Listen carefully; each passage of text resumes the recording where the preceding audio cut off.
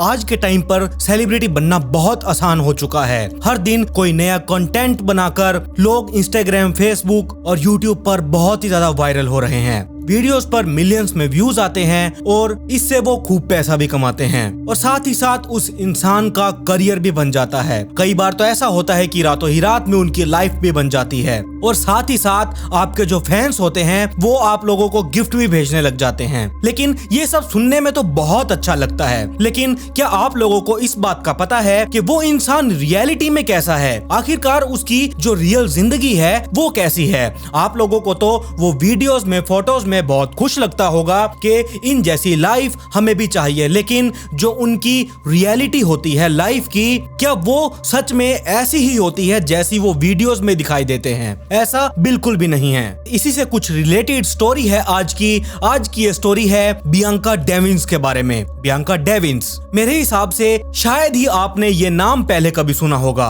कई सारे news articles ये भी कहते हैं कि ये एक फेमस ईगल थी, लेकिन ये एक सबसे बड़ा झूठ था। ना तो वो इंटरनेट स्टार थी और ना ही वो ऑनलाइन पर पैसे छाप रही थी। उसके फॉलोअर्स जरूर थे इंस्टाग्राम पर 1-1.5 लाख के आसपास, लेकिन वो कोई स्टार नहीं थी। उसके फॉलोअर्स उसके आधे से ज्यादा रियल दोस्त थे और कुछ फॉलोअर्स उसके फैंस भी कह सकते हैं, जो वो वीडियोस वगैरह डाला करती थी और जिन लोगों को इसकी वीडियोस पसंद आया करती थी। और कुछ लोग वो थे जिनसे ये सोशल मीडिया पर ही मिली थी, उनसे थोड़ी बहुत बातचीत कर लिया करती थी। लेकिन ये फेमस कब हुई? ये फेमस हुई इसकी मौत के बाद। बचपन से ही बियांका बहुत ज्यादा शॉर्ट टेम्पर थी। उसकी मदर किम ने 17 साल की उम्र में ही बियांका को जन्म दे दिया था। किम और उसके बॉयफ्रेंड माइक के बीच रिलेशनशिप कुछ ज्यादा खास नहीं थे। माइक काफी ज्यादा एब्यूजिव था, बट किम ने बियांका और उसकी छोटी बहन का ख्याल रखने की पूरी कोशिश की। बियांका को छोटी उम्र से ही अपना बाप बिल्कुल भी पसंद नहीं था, तो बियांका बड़ी ही प्रोटेक्टिव थी अपनी छोटी बहन और अपनी माँ किम को लेकर। बियांका जब भी किसी से मिलती थी या फिर कोई बियांका को देखता था तो वो हर कोई शख्स बियांका को अपना दोस्त बनाना चाहता था, क्योंकि वो दिखने में बहुत ज्यादा खूबसूरत थी और साथ ही साथ जो उसका नेचर था वो बहुत ही प्यारा नेचर था। बियांका को लड़ाई झगड़े से बिल्कुल भी डर नहीं लगता था और वो हमेशा अपने दिल की सुना करती थी। बियांका अपने दोस्तों के साथ हमेशा घुल मिल कर रहा करती थी और वो अपने दोस्तों का बहुत ही ज्यादा ख्याल रखा करती थी। अब बियांका का एक क्लासमेट दोस्त था जिसका नाम था बुली। जब उससे पूछा गया बियांका के बारे में तो उसने बताया बियांका सिर्फ एक ऐसी इकलौती क्लासमेट थी जो उसकी मदद किया करती थी। बियांका अपने आसपास के लोगों से बहुत ही ज्यादा प्यार किया करती थी और वो एक इंसान को प्यार नहीं दे पाई जिसको प्यार की सबसे ज्यादा जरूरत थी, और वो इंसान कोई और नहीं, वो इंसान खुद बियांका थी। बियांका की मदर किम ने बताया बियांका ने जब स्कूल ज्वाइन किया तो बियांका का सब कुछ बदल चुका था। बदल गया से मतलब ये था कि बियांका की जिंदगी धीरे धीरे खराब होने लगी थी। अचानक से बियांका को सारी चीजें बोरिंग लगने लगी। अपने स्कूल की स्टार्टिंग में बियांका बहुत ही ज्यादा पॉपुलर थी। उसने कुछ लोगों को छोड़कर सबसे बात करनी बंद कर दी। उसने अपने आप को बिल्कुल अकेला कर लिया था। अचानक से सबसे वो परेशान होने लगी और घबराने लग गई थी। यहाँ तक कि घर के बाहर जाना भी उसके लिए एक परेशानी बन चुका था। उसने घर से बाहर निकलना बंद कर दिया, बस अपने स्कूल को छोड़कर। उसके बाद बियांका को ऑनलाइन ज्यादा इंटरेस्ट आने लगा। ऑनलाइन में बियांका मीम्स, माइनक्राफ्ट, एनिमेशन देखने में सारा दिन बिता देती थी। वो घंटों तक मोबाइल, लैपटॉप यूज किया करती थी। अपने घर वालों के साथ बाहर जाने की बजाय उसे अकेला रहना बहुत ज्यादा पसंद हुआ करता था। उसने अलग अलग नाम के अकाउंट से ऑनलाइन पोस्टिंग स्टार्ट कर दी थी, जैसे स्विच ब्लेड्स, बिया, BGTFO एंड मैनी मोर। और इसके बाद जब बियांका का बिहेवियर लगातार चेंज हो रहा था तब उसकी माँ किम को बहुत ही ज्यादा चिंता होने लगी और बियांका को कई सारी थेरेपीज के पास भी लेकर गई और सभी थेरेपिस्ट ने यही बोला कि बियांका एकदम नॉर्मल है और वो सब टीनेज लाइफ चेंजेस हैं। बियांका जब हाई स्कूल में हुई तो उसके क्लास के बच्चे उसे बुली करने लग गए क्योंकि उसकी हाइट 5'10" थी और वो बहुत ज्यादा पतली और टेल थी। उसको एनीमे और जापानीज में बहुत पसंद आया करता था। जैसे क्लास में सबको वो अजीब लगा करती थी। उसके सारे काफी पोस्ट कमेंट्स में भी ये बुली वर्ड देखा जा सकता है। कमेंट्स में जैसे कि वो अगली है, नशेड़ी है और भी बहुत सारे कमेंट्स ऐसे ही इसके पोस्ट पर आया करते थे। जिनके साथ बियांका की दोस्ती थी वो सभी लोग बियांका को बहुत अच्छा बताया करते थे। वो 2-2 घंटों तक सबकी प्रॉब्लम सुना करती थी और जब उसकी प्रॉब्लम्स शेयर करने की बारी आती थी तो वो हमेशा इस बात पे चूक जाया करती थी। वो हमेशा यही कहा करती थी कि वो बिल्कुल ठीक है। एक बार उसने अपने फ्रेंड को ये कहा कि वो जूइश है, जो कि वो बिल्कुल भी नहीं थी। और बाद में उसने ये कहा कि उसे पॉटिज्म है, जो कि उसे बिल्कुल नहीं था। एक्स बॉयफ्रेंड को उसने बोला कि वो एशियन है और बाद में उसने कहा कि वो क्यूबन है। हालांकि दोनों बातें झूठ थी। वो अपने आसपास लोगों से झूठ बोलकर अटेंशन गेन कर रही थी। सब लोग इसके बिहेवियर को देखकर नॉर्मल समझ रहे थे, लेकिन जब भी बियांका अपने घर से बाहर निकलती तो उसे पैनिक अटैक्स आया करते थे। उसको ऊंची आवाजों से भी प्रॉब्लम होने लगी। मेन रीजंस की वजह से किम ने बियांका का स्कूल में जाना बंद करवा दिया और घर में ही उसको पढ़ाना स्टार्ट कर दिया। उसके बाद Bianca PTSD and borderline personality disorder से ग्रस्त हो गई। उसका ट्रीटमेंट स्टार्ट कर दिया गया, जिसके बाद बियांका की मेंटल हेल्थ काफी ही ज्यादा इंप्रूव हुई। स्कूल छोड़ने के बाद बियांका और ज्यादा सोशल मीडिया चलाने लग गई थी और खुद का एक फेक वर्जन सोशल मीडिया पर प्रेजेंट करने लगी। उसके काफी ही सारे अकाउंट्स थे और वो हर एक अकाउंट में अलग तरह से बिहेव किया करती थी। उसके हिसाब से वो रियल लाइफ में बहुत अलग थी और नेट पर वो खुद को ऐसा प्रेजेंट किया करती थी कि जैसा वो बनना चाहती थी। असल जिंदगी में वो बिल्कुल भी ऐसी नहीं थी। वो अपने अकाउंट्स पर बुली भी होती थी। कई लोग उसे बोलते थे कि बियांका दिमाग से पागल है और वो अटेंशन गेन कर रही है, और इससे बियांका की ये चीजें और भी ज्यादा खराब होने लग गई। बियांका 4chan पर अपनी पोस्ट स्टार्ट करना शुरू कर देती है, जो कि एक एनोनिमस इमेज बोर्ड वेबसाइट है, क्योंकि बियांका टेल, टॉल एंड खूबसूरत थी। इस वजह से बियांका को उस साइट पर 1-2 लड़कों से ज्यादा अटेंशन होनी स्टार्ट हो गई। एक इंटरव्यू में एरिका रोज, जो कि बियांका की दोस्त थी और वो भी 4chan पर पोस्ट किया करती थी, उसने बताया कि बियांका उन लड़कों से बात करती थी और उनके साथ उसका बिहेवियर कुछ ज्यादा ही अच्छा था। 4chan के मेल यूजर्स लड़कियों के पीछे पागल से थे, क्योंकि उस साइट पर फीमेल यूजर्स बहुत ज्यादा कम थे। उस साइट पर सिर्फ कुछ ही लड़कियां थी और ऊपर से बियांका अंडर एज थी। इस वजह से इस साइट के मेल यूजर्स और भी ज्यादा ऑब्सेस्ड थे बियांका को लेकर, क्योंकि अंडर एज लड़कियों को मैनिपुलेट करना बहुत ज्यादा इजी हो जाता है। ये मेल यूजर्स ऐसी ही फीमेल यूजर्स को इम्प्रेस करने के लिए उन्हें गिफ्ट्स भेजा करते थे, जैसे कि स्टफ एनिमल्स, कपड़े, पैसे और यहाँ तक कि ड्रग्स भी, और बदले में उनकी अटेंशंस अपने लिए वो एक्सपेक्ट करते थे। और जैसे ही वो लड़की किसी और के साथ रिलेशनशिप में आ जाती थी या फिर उनको भाव देना बंद कर देती थी, इन लड़कों का बिहेवियर एकदम से बदलकर एग्रेसिव और डेंजरस हो जाता था। ज्यादातर केसेस में ये लड़के उस लड़की के प्राइवेट इंफॉर्मेशन लीक कर देते थे और ये एक्चुअली बेस्ट केस सिनेरियो था। बट कुछ केसेस में लड़के जान से मारने की धमकी, उसकी फैमिली को मारने की धमकी, यहाँ तक कि एक केस में तो एक यूजर ने उसी के स्कूल पर शूटिंग अटैक करने की धमकी तक दी थी, जिसमें FBI भी इन्वॉल्व हुई। ये सब इसीलिए क्योंकि उस लड़की ने उस लड़के को भाव देना बंद कर दिया था और बियांका अब इन जैसे लड़कों के साथ बातें करके अपना टाइम स्पेंड कर रही थी। उसको गिफ्ट्स एंड अटेंशन पाकर बहुत अच्छा लग रहा था। उसे ये समझ में नहीं आ रहा था कि वो किस दलदल में फंसती जा रही है, वो इसको ग्रूम कर रहे हैं। बियांका अपने एक्स बॉयफ्रेंड से पहली बार इस 4chan साइट पर ही मिली थी। इसके एक्स बॉयफ्रेंड का नाम पब्लिक में नहीं है। बियांका का इस 4chan साइट पर अब एक बॉयफ्रेंड बन चुका था और वो बड़े ही मजे कर रही थी। लगातार उससे बातें करना, उससे मिलना, घूमना फिरना, ये सब कुछ चल रहा था। लेकिन अचानक से एक दिन बियांका की मेंटली हेल्थ खराब हो जाती है, तो उसका बिहेवियर बहुत ज्यादा अलग हो जाता है। इसीलिए जब इसके बारे में उसकी माँ किम को पता चला, बियांका अजीब अजीब सी बातें करने लगी थी और कभी कभार तो ऐसा होता था कि वो अपने घर से भी भाग जाया करती थी। ऐसे बियांका 2-3 बार अपने घर से भाग चुकी थी और जब उसके माता पिता ने पुलिस में कंप्लेंट दर्ज करवाई, तो जब बियांका को ढूंढा जाता था तब वो अपने एक्स बॉयफ्रेंड के पास ही मिलती थी। और ऐसा एक बार नहीं कई बार हुआ था। एक बार फिर बियांका अपने घर से भाग चुकी थी और ऐसे ही पुलिस वाले बियांका को ढूंढ रहे थे, लेकिन अचानक बियांका फिर अपने घर वापस आ पहुंची और उसका बिहेवियर पहले से अब बहुत अच्छा लग रहा था। और वैसे ही वो स्कूल में जाना शुरू कर देती है। स्कूल में जाकर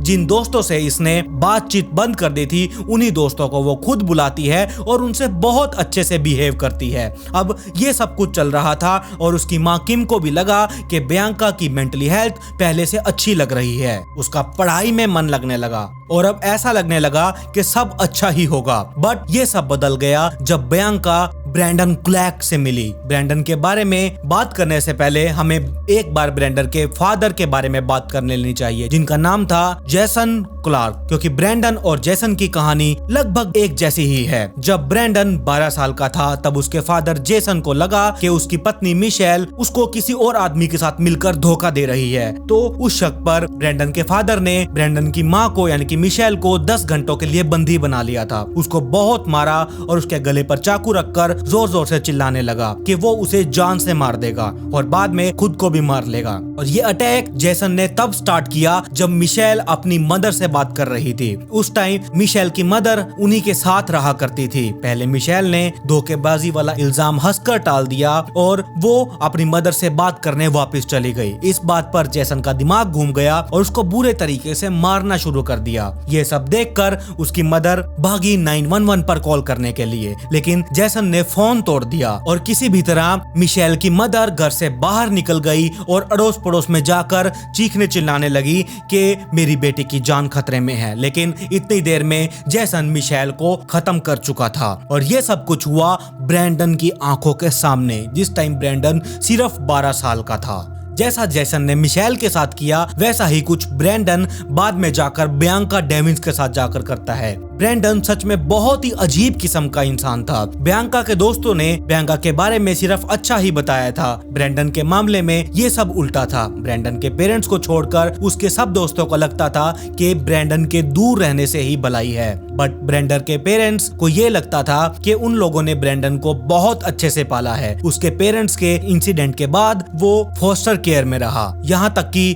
ब्रैंडन सबको एक होशियार और शरीफ लड़का लगता था, लेकिन वो ऐसा बिल्कुल भी नहीं था। उसको 16 साल की उम्र से ही माइनर लड़कियों के साथ सेक्सुअल अट्रैक्शन होने लग गई थी। और जब ब्रैंडन के दोस्तों को इस एडिक्शन के बारे में पता चला तो उसको बोला कि वो इन हरकतों को छोड़ देगा। और उसके बाद उसके दोस्तों को ये पता लगा कि ब्रैंडन 12 साल की लड़कियों को ग्रूम कर रहा है और वो उसे मैनिपुलेट करके उसे अपनी गर्लफ्रेंड बनाने की कोशिश कर रहा है। ये जानने के बाद ब्रैंडन के दोस्तों ने ब्रैंडन से बातचीत करनी छोड़ दी, बट उन्होंने किसी अथॉरिटी को भी ब्रैंडन के इस पेडोफिलिक नेचर की कंप्लेंट नहीं की। तो बियांका से मिलने से पहले ब्रैंडन एक पेडोफाइल था और उसने काफी सारी लड़कियों के साथ बातचीत करके एक ऐसी पर्सनैलिटी बना ली थी कि वो एक परफेक्ट जेंटलमैन शो करता था और किसी को ऑनलाइन कोई शक भी नहीं था कि वो कितना बुरा इंसान है। बियांका और ब्रैंडन पहली बार इंस्टाग्राम पर मिले। उस टाइम ब्रैंडन 21 साल का था और बियांका 17 साल की थी। ब्रैंडन के लिए बियांका एकदम परफेक्ट टारगेट थी।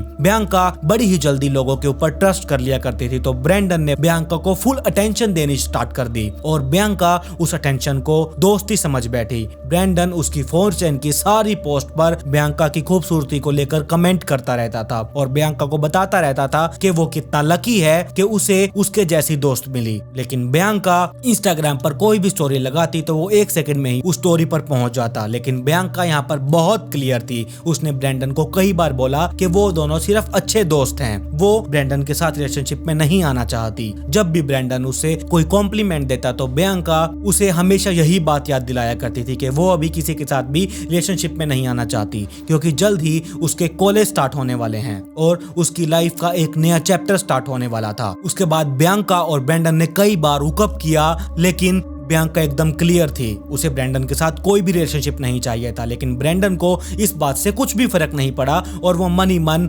बियांका को अपनी गर्लफ्रेंड समझ बैठा। यहाँ तक कि ब्रैंडन बियांका की मदर को इम्प्रेस करने में सक्सेसफुल हो गया। उसने किम को अपने बचपन की दिक्कतें सुनाकर फंसा लिया, कैसे उसके फादर ने उसकी मदर के साथ ये बिहेव किया और कैसे उसका बचपन फॉस्टर केयर में गुजारा। किम चाहती थी कि बियांका ब्रैंडन के साथ रिलेशनशिप में आ जाए, बट जब किम को पता चला कि बियांका ब्रैंडन के साथ रिलेशनशिप में आना ही नहीं चाहती, तो किम ने बियांका को बोला कि उसे अपनी फीलिंग्स ब्रैंडन को क्लियर कर देनी चाहिए और ब्रैंडन से गिफ्ट लेने भी बंद कर देने चाहिए, क्योंकि इन रीजंस की वजह से ब्रैंडन को लगता था कि बियांका उसे चाहती है। बियांका को किम ने सजेस्ट किया कि उसे ब्रैंडन के साथ घूमना फिरना बंद कर देना चाहिए। उसके बाद ब्रैंडन और बियांका ने एक कॉन्सर्ट में जाने का प्लान बनाया। किम एंड बियांका को कोई क्लू नहीं था कि वो कॉन्सर्ट बियांका का आखिरी दिन होने वाला है। कॉन्सर्ट में जाने से पहले बियांका डिस्कॉर्ड पर एक लड़के से बात कर रही थी और वो दोनों इस कॉन्सर्ट में फर्स्ट टाइम मिलने वाले थे। बियांका उस लड़के में थोड़ी बहुत इंटरेस्टेड थी। उसे लगा कि ये लड़का बहुत प्यारा और क्यूट है, क्योंकि वो लड़का कभी किसी लड़की के साथ रिलेशनशिप में नहीं आया। तो बियांका उस लड़के की फर्स्ट किस बनना चाहती थी। बियांका ऑलरेडी इस बात को ब्रैंडन को बता चुकी थी कि उसे एक लड़के से मिलना है। तो ब्रैंडन ने कहा उसे इस बात से कोई भी प्रॉब्लम नहीं है। बट इस कन्वर्सेशन के बाद ब्रैंडन ने किलिंग मेथड्स को सोचना स्टार्ट कर दिया, जैसे कि गले की नस कैसे काटी जाती है और भी ऐसे ही बहुत कुछ। उसने अपनी कार की डिग्गी में एक नाइफ, एक रोप, एक बड़ा प्लास्टिक कवर, एक laptop, hard disk, spray paint और लाइटर रख लिया। उसने कॉन्सर्ट डे का वेट किया प्लान एग्जीक्यूट करने के लिए। कॉन्सर्ट वाले दिन ब्रैंडन ने अपनी इंस्टाग्राम का बायो बदलकर कॉन्सर्ट डे की डेट लिख दी, जो कि उसके हिसाब से उसकी डेथ डेट बनने वाली थी, और लिखा I feel no pain now, और एक फाइट क्लब मूवी की लाइन पोस्ट करी, this is your life, it's ending 1 minute at a time. फिर कॉन्सर्ट डे आया और ब्रैंडन ने बियांका को उसके घर से पिक किया। उसके मदर को भरोसा दिलाया कि वो दोनों टाइम से वापस आ जाएंगे। कार में ज्यादा टाइम बियांका मजे से डिस्कॉर्ड चला रही थी और अपने दोस्तों को टेक्स्ट एंड नोट्स भेज रही थी। बियांका एकदम एक्साइटेड थी कॉन्सर्ट में उस लड़के से मिलने के लिए। बियांका को कोई आइडिया नहीं था कि ब्रैंडन ने क्या प्लान कर रखा है उसके लिए। तो कॉन्सर्ट में बियांका उस लड़के से मिली और उन दोनों ने 2 बार किस किया और ब्रैंडन ये सब कुछ देख रहा था। ब्रैंडन को बियांका की शक्ल देखकर ही ये सब कुछ पता लग गया था कि उसने ब्रैंडन को आग बबूला गुस्सा कर दिया है, लेकिन उसने इस बात को ज्यादा नहीं सोचा और जो बियांका थी वो बहुत ज्यादा खुश थी। उसे काफी ही ज्यादा कॉन्सर्ट में मजा आया और ये सब बातें उसने अपने डिस्कॉर्ड के दोस्तों को बताई और घर जाते टाइम बियांका गाड़ी में सो गई और ब्रैंडन ने ये फोटो लेकर इंस्टाग्राम स्टोरी पर लगा दी जो कहती है here comes hello, it's redemption right. उसके बाद ब्रैंडन ने गाड़ी रोकी, कैमरा स्टार्ट किया, नाइफ निकाला और फिर उसने बियांका को नींद से उठाया और उसे उस लड़के के बारे में पूछा। बियांका ने उस लड़के को किस करने के लिए ब्रैंडन से सॉरी भी मांगी। उसने कहा कि वो ये सब नहीं करना चाहती थी, लेकिन उसने साथ साथ में ये कहते हुए ये बात भी क्लियर कर दी कि वो ब्रैंडन के साथ रिलेशनशिप में नहीं आ सकती और वो दोनों यहाँ आने से पहले ऑलरेडी डिस्कस कर चुके थे। पुलिस के हिसाब से जिन लोगों ने भी पहले ये वीडियो क्लिप देखी थी उन लोगों ने बताया कि बियांका ने ब्रैंडन को क्लियरली बोल दिया था कि वो कभी भी उसके साथ रिलेशनशिप में नहीं आएगी। इस बात से गुस्सा होकर ब्रैंडन ने बियांका के मुंह पर मुक्का मार दिया और बियांका पीछे गिर गई। उसे कुछ समझ नहीं आया कि आखिरकार ये हुआ क्या है। बियांका एकदम कंफ्यूज्ड हो चुकी थी क्योंकि आज से पहले कभी भी ब्रैंडन ने बियांका को नहीं मारा था। और फिर बियांका ने ब्रैंडन को धमकी दी कि वो गाड़ी से उतरकर पैदल ही घर चली जाएगी। इससे पहले ही बियांका कुछ कर पाती, ब्रैंडन ने नाइफ से बियांका का गला काट दिया। जिन्होंने ये सारी वीडियो देखी थी उनका कहना यह था कि बियांका को जरा सा भी आइडिया नहीं था कि उसके साथ क्या होने वाला है, ना उसके पास फाइट बैक करने के लिए कुछ था। और उसके बाद ब्रैंडन ने बियांका की डेड बॉडीज के फोटोज लिए और डिस्कॉर्ड पर अपलोड कर दिए और लिखा sorry fuckers, you are gonna have to find somebody else to orbit. फिर वही सेम फोटोज इंस्टाग्राम पर भी पोस्ट की with caption I am so sorry Bianca. पहले तो लोगों को कुछ भी समझ नहीं आया कि आखिर चल क्या रहा है। कई लोगों को लगा कि ब्रैंडन सब लोगों को प्रैंक कर रहा है। लोगों ने उस पिक को सर्च करना स्टार्ट कर दिया, लेकिन उन लोगों को कुछ भी नहीं मिला। लेकिन जब लोगों ने ब्रैंडन से पूछा कि ये सब तुमने कहां पर किया, तो ब्रैंडन ने लिखा from my fucking car, I fuck Bianca dump. उसके बाद उसने सबको प्यूडीपाई पर सब्सक्राइब करने के लिए बोला, जो कि उस टाइम पर एक मीम था। लोकल पुलिस वालों को फोन किया गया, लेकिन किसी को नहीं पता था कि आखिरकार ब्रैंडन है कहां पर। यह न्यूज कुछ घंटों में ही पूरे इंटरनेट पर फैल गई और बियांका ट्रेंड होने लगी। काफी सारे लोग डेड बॉडी की फोटोज को दूसरी साइट्स पर अपलोड करने लगे, न्यूज आर्टिकल्स आने लगे। कई सारे रिपोर्ट्स ये क्लेम कर रहे थे कि ब्रैंडन उसका बॉयफ्रेंड था और कई कह रहे थे कि ब्रैंडन एक ऑनलाइन स्टॉकर था। कई तो बियांका को ही ब्लेम कर रहे थे। ज्यादातर न्यूज चैनल्स को इस स्टोरी के बारे में तो पता ही नहीं था। बाद में ब्रैंडन ने खुद 911 पर कॉल करके अपनी लोकेशन शेयर कर दी। उसने 911 ऑपरेटर को बताया कि उसने अभी एक मर्डर किया है और वो खुद को भी शायद मार देगा। और ये सारी बातें करते हुए हुए ब्रैंडन अपने माइंड में ही एक फिल्म कर रहा था और जोर जोर से हंस रहा था। उसने कार के पास एक थोड़ी सी आग जलाई और अपना लैपटॉप और हार्ड डिस्क जलानी स्टार्ट कर दी, क्योंकि उसमें उसकी मर्डर की प्लानिंग एंड पेडोफाइल होने के सबूत थे। उसके बाद उसने स्प्रे पेंट से जमीन पर लिखा, हे यू नेवर फॉरगेट मी। वो दिखाता है कि ब्रैंडन कैसे एक फिल्म गेन करना चाहता था इस सब से। और इंस्टाग्राम पर उसके बाद वो लाइव गया, उसने बियांका की बॉडी एक प्लास्टिक कवर से ढक दी। इस लाइव स्ट्रीम को कई हजारों लोगों ने देखा। जब ब्रैंडन ने पुलिस को आते हुए देखा तो उसने खुद को मारने की कोशिश भी की। उसने नाइफ से गला काटने का ट्राई किया, लेकिन वो दर्द की वजह से नहीं कर पाया। फिर उसने एक सेल्फी ली जिसमें वो अपने गले पर लगा हुआ कट दिखा रहा था और ये अपनी पिक इंस्टाग्राम पर स्टोरी पोस्ट की with caption ashes to ashes. Police वालों को कोई भी आइडिया नहीं था कि ब्रैंडन के पास किस तरह के वेपन्स हैं, तो पुलिस वाले उससे थोड़ा डिस्टेंस मेंटेन करके ही खड़ी हुई थी। ब्रैंडन को लगा वो जैसे ही को मारने की कोशिश कर लेगा तो वैसे ही पुलिस वाले उसको पकड़ लेंगे, बट ऐसा बिल्कुल भी नहीं हुआ। पुलिस वाले बस उसे दूर से ही देख रहे थे। और फिर पुलिस वालों ने पूछा कि बियांका कहाँ पर है, तो उसने जवाब दिया, we are the fucking do you think she is. फिर ये बोलते हुए उसने प्लास्टिक कवर से निकलते हुए उसके बालों की तरफ फोल्ड किया और पुलिस वालों ने उसे अरेस्ट कर लिया। पुलिस ने ब्रैंडन को इंटेरोगेशन करना स्टार्ट किया और उसे न्यूज जानने में बहुत ज्यादा दिलचस्पी थी। वो जानना चाहता था कि लोगों का क्या रिएक्शन रहा, सब लोग उसे किस नजरिए से देख रहे हैं। उसने ये सब फेमस होने के लिए किया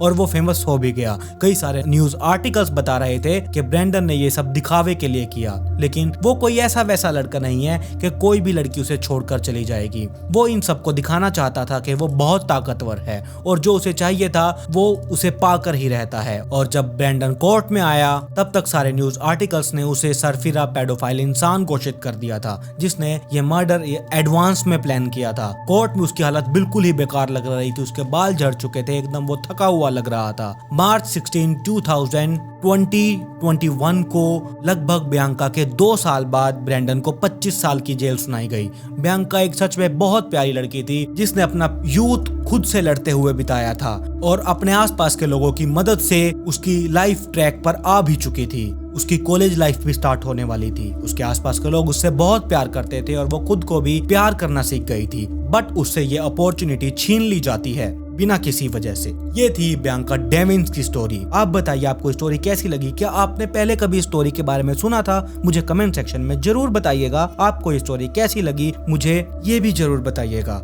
अगर आप इस चैनल पर आज पहली बार आए हैं तो चैनल को सब्सक्राइब कर लीजिए, साथ में नोटिफिकेशन बेल आइकन को दबाना बिल्कुल भी मत भूलिएगा। मेरी इंस्टाग्राम आईडी ये रही स्क्रीन पर और इसका लिंक मैंने नीचे डिस्क्रिप्शन में भी दिया हुआ है, जाइए और जल्दी से फॉलो कर लीजिए। खैर, पिछली वीडियो का शाउट आउट